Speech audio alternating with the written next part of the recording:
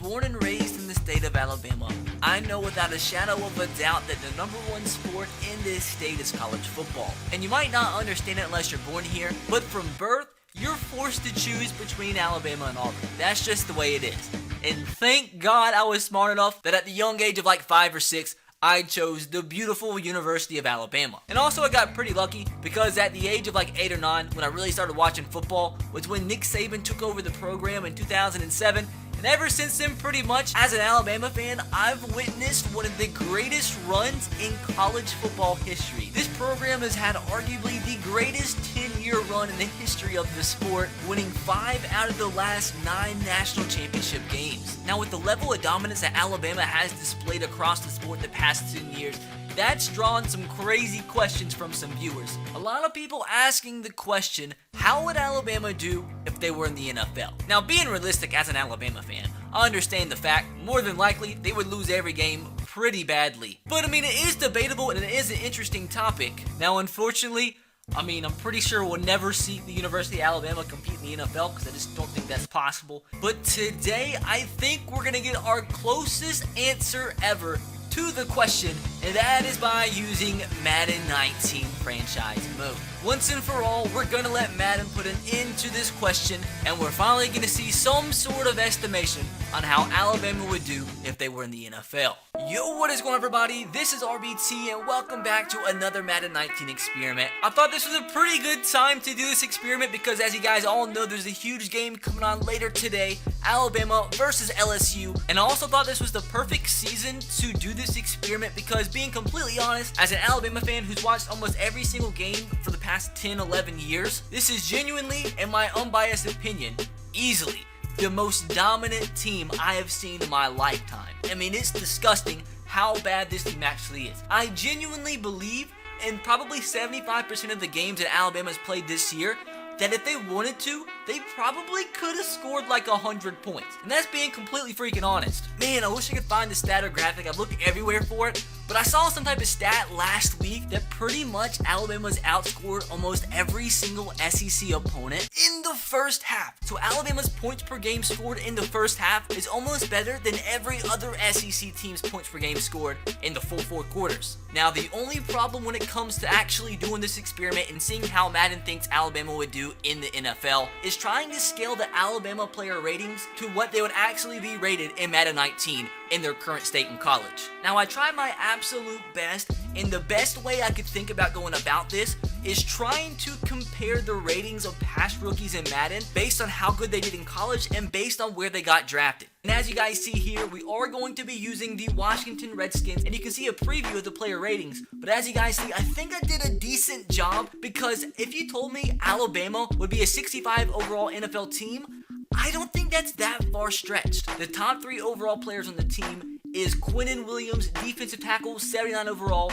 Tua, and I'll get to him in a second because it was so hard coming up with an accurate overall rating for him, but I'll explain more in a minute. And the 3rd highest rated player on the team is tight end Irv Smith Jr. with a 76 overall. I mean, I think those ratings are pretty fair for the top 3 players on the team when trying to scale them compared to the actual NFL player ratings on Madden 19. And here we go, Nick Saban taking the Alabama Crimson Tide into the NFL officially for the first time. Now, I do hope you guys do enjoy this experiment. I apologize if you have any disagreements when it comes to the rating. I try my absolute best to, make it as fair as possible so we can get the most accurate answer possible. But nonetheless, I do think it's pretty freaking interesting to see what Madden thinks Alabama would do in the NFL. Now, do I believe Alabama would win a game in the NFL? More than likely not, but I don't think it would be like a 56-0 ball game that most people would like to say it would be. Now, I want you to let me know in the comment section below how you think Alabama would do if they were put in the NFL. And also, for the heck of it, since it is Saturday and since there is the game later on today, let me know what your prediction is for the Alabama and LSU football game in the comment section below. But with that said, I do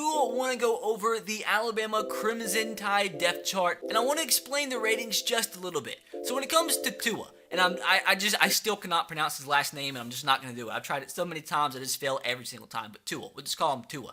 Put him at a 77 overall. Once again, unbiasedly as an Alabama fan, he is the greatest quarterback. There's not even a close second in team history. In the past 10 years, it's actually unbelievable. The greatest quarterback I've seen in my lifetime, bar none.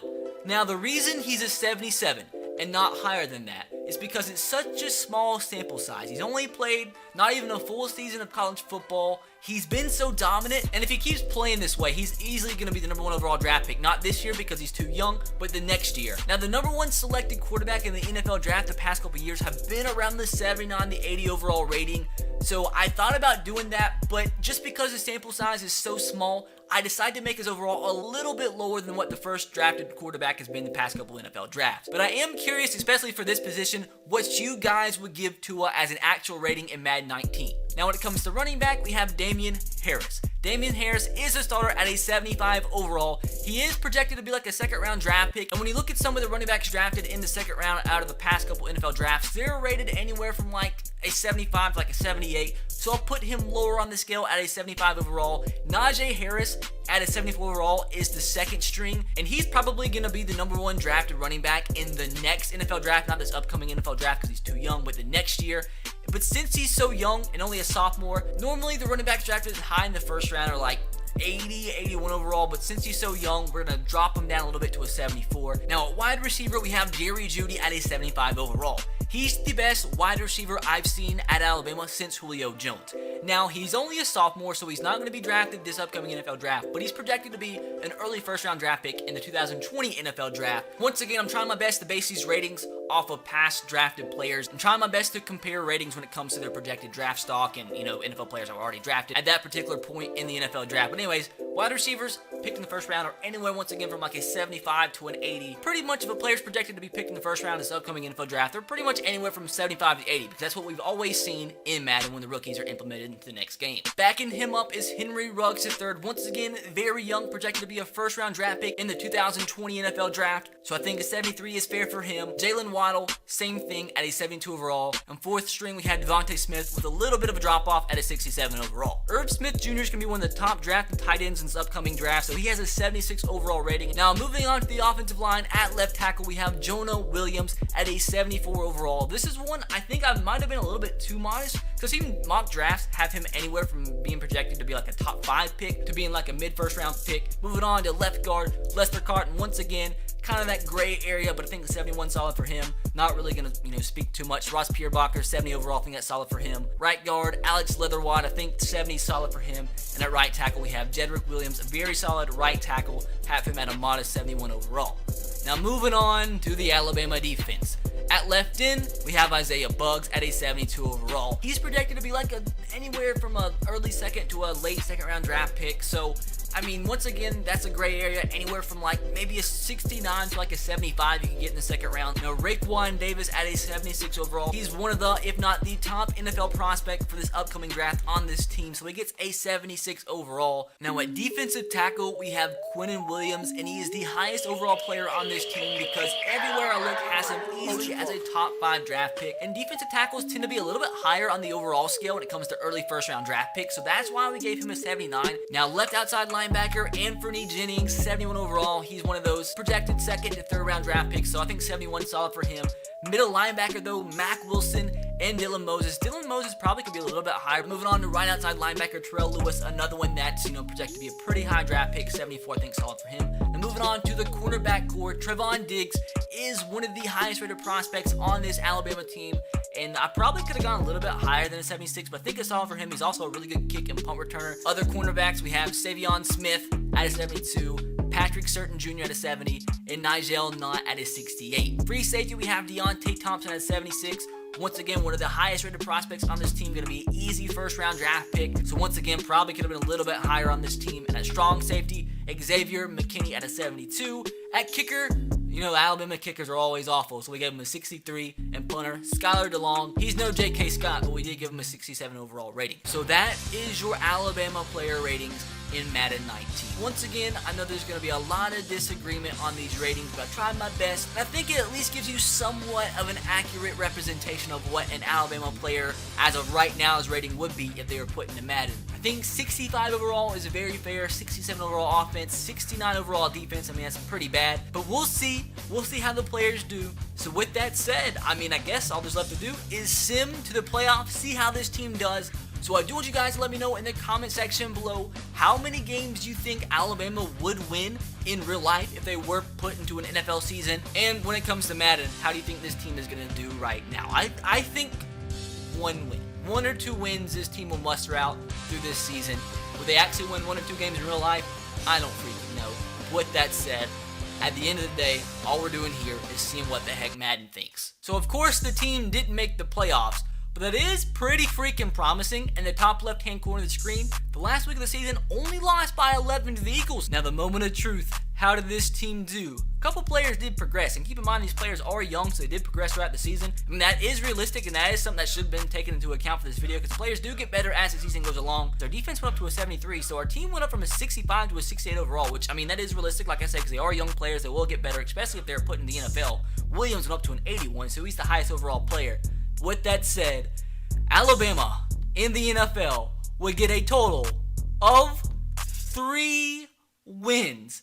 Alabama actually won 3 games in the NFL, and that's in a division in this particular simulation did incredible. The Eagles went 13-3, the Cowboys 12-4, the Giants 11-5, so they did really well. So Alabama had to play 6 games throughout the 16-game regular season against teams that won more than 10 games. But what poor NFL teams did Alabama actually beat? If your NFL team is on this list and they lost to a college team, I apologize. Hey, they won 2 games in the preseason.